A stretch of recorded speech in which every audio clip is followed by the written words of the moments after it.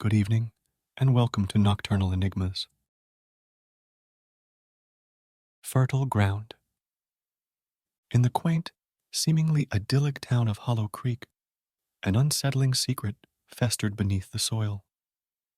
Dr. Eleanor Vance, a soil biologist, had moved to the town to study its unique soil composition. She had heard rumors, tales of an earth so fertile that crops grew twice as fast and 3 times as large. But what she discovered was far more disturbing than she could have ever imagined. Eleanor's lab was in the basement of her old Victorian home, a place filled with microscopes, soil samples, and petri dishes. It was there that she first noticed the worms. Not your average earthworms, these were grotesquely large, their bodies pulsating as if filled with some dark energy. Intrigued and horrified, she decided to dissect one. As she cut into the worm, a thick, black liquid oozed out, filling the room with a nauseating stench. But it was what was inside the worm that truly horrified her. Tiny, malformed, human-like faces, each one twisted in an expression of eternal agony. Eleanor recoiled, her scientific curiosity overtaken by a primal fear. She decided to dig deeper, both metaphorically and literally. Late one night, armed with a shovel and a lantern, she went to the field where she had first collected the soil samples. As she dug, the ground seemed to squirm beneath her, as if alive. Finally, her shovel hit something hard.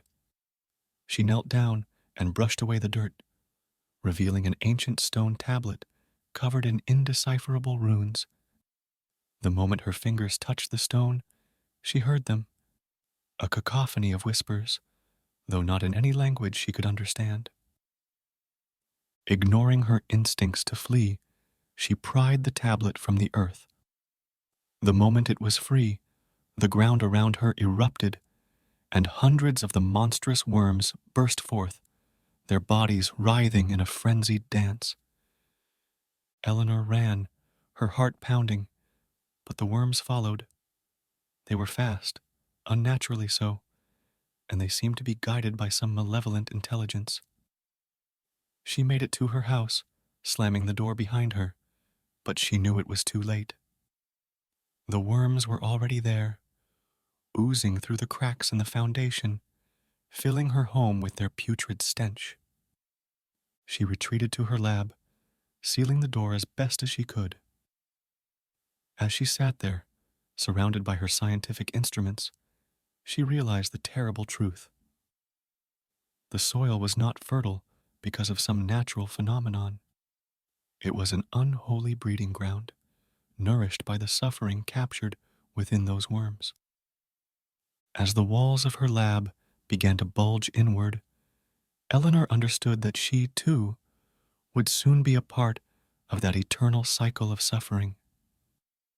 The last thing she saw before the walls burst was the stone tablet she had brought into her home, its runes glowing an ominous red, as if in celebration of the horror it had unleashed.